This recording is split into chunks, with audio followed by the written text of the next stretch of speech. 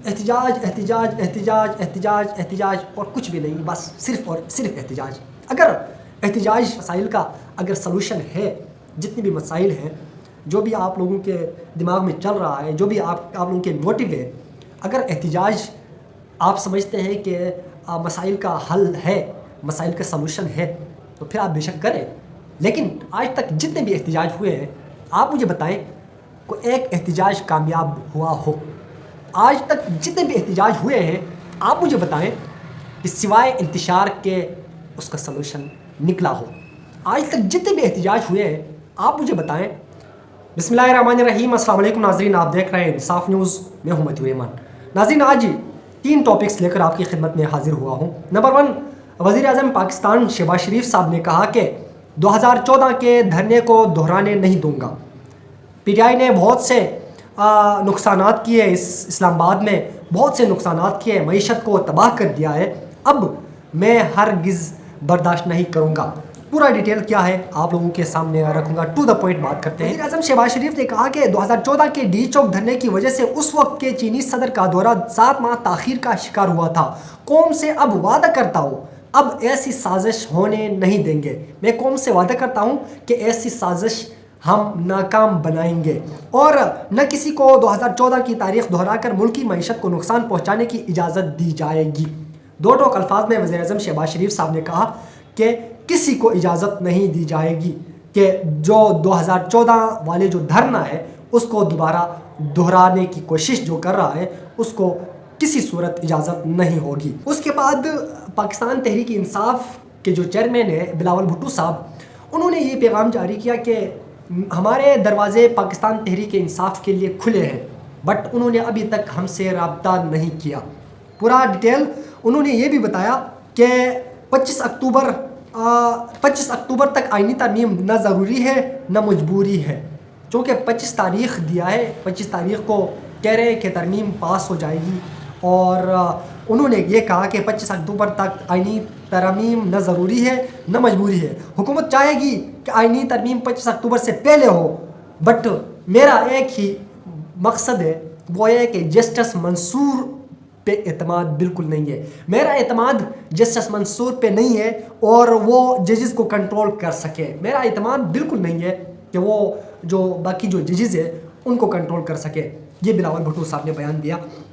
اس کے بعد جے یو آئی نے جو آئینی ترمیم سے جو متعلق حکومتی مسودہ جو تھا اس کو مسترد کر دیا ہے۔ کامران مرتضیٰ صاحب نے آج اسٹیٹمنٹ دیا کہ انہوں نے کہا کہ کسی شخص کو آؤٹ کرنے یا ان کرنے سے متعلق ترمیم لانا غیر مناسب ہے۔ انہوں نے مزید کہا کہ جے یو آئی نے حکومتی مسودہ مسترد کیا ہے اور ہائی کورٹ کے ججوں کے تبادلے سے متعلق شک مسترد کی ہے۔ چونکہ کل یہ خبر آئی تھی کہ پیپلز پارٹی نے اپنا جو مسودہ ہے وہ جمعیت علماء اسلام کے پاس، مولانا فضل الرحمان صاحب کے پاس دے دیا ہے۔ آج انہوں نے یہ کہا کہ حکومتی جو مسودہ ہے وہ ہم مسترد کرتے ہیں۔ آئی جی اسلام آباد کو ہٹاؤ ورنہ میں اسلام آباد پہ چڑھائی کروں گا۔ وزیر اعلیٰ کے پی کے علی امین گنڈاپور نے ایک مرتبہ پھر وفاق کو دھمکی دی، کہا کہ اگر آئی جی اسلام آباد کو نہ ہٹایا تو میں پھر ایک مرتبہ پھر اسلام آباد پہ چڑھائی کروں گا۔ انہوں نے کہا کہ آئی جی اسلام آباد کو ہٹاؤ ورنہ اسلام آباد پہ دھاوا بولیں گے، وفاق تیار رہے ہم آ رہے ہیں، وفاق تیار رہے ہم آ رہے ہیں۔ خیبر پختونخوا اسمبلی سے خطاب میں علی امین گنڈاپور کا کہنا تھا کہ خیبر پختونخوا کے علاوہ جہاں بھی احتجاج کی کال کی مستعیت کا مظاہرہ کیا گیا، جلسے کی اجازت نہ دینے پر مجبوراً احتجاج کا راستہ اختیار کیا۔ انہوں نے کہا کہ جلسے کی اجازت نہ دینے پر مجبوراً ہمیں احتجاج کا راستہ اپنانا پڑا۔ ہمارے جلسوں پر شیلنگ کی گئی جس کی تاریخ میں مثال نہیں ملتی۔ پولیس اور رینجرز کو پیچھے دھکیل کر ہم ڈی چوک تک پہنچے۔ کیسے پہنچے وہ بھی آپ لوگوں کو بتاؤں گا۔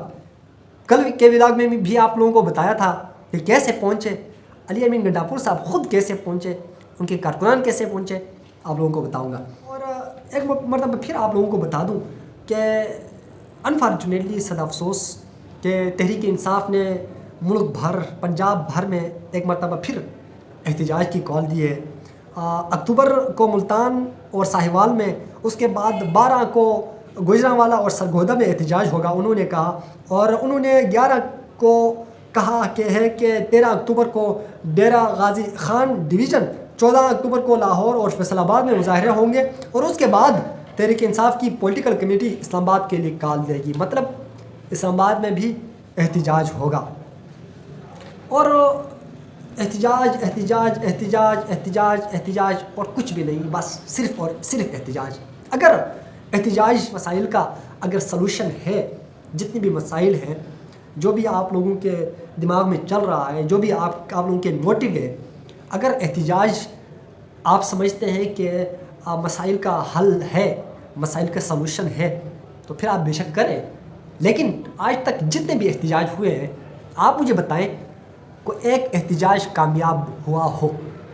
آج تک جتنے بھی احتجاج ہوئے ہیں، آپ مجھے بتائیں کہ سوائے انتشار کے اس کا سلوشن نکلا ہو۔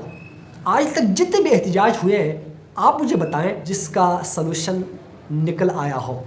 بٹ انفارچونیٹلی ہمارے جتنی بھی اپوزیشن جماعتیں ہیں، جو بھی اپوزیشن میں آتا ہے، وہ احتجاج احتجاج احتجاج، بس عوام کا جینا حرام کر دیا ہے، معیشت کو تباہ کر دیا ہے، معیشت کا بیڑا غرق کر دیا ہے۔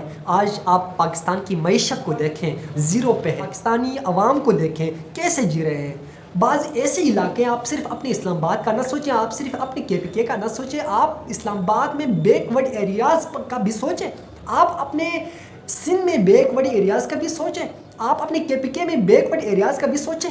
وہاں کیا ہو رہا ہے، وہاں کیا کیا مسائل ہیں، وہاں ہاسپٹل موجود ہے یا نہیں، وہاں مریض در بدر کی ٹھوکریں کھا رہے ہیں، مریض راستے میں دم توڑ دیتے ہیں۔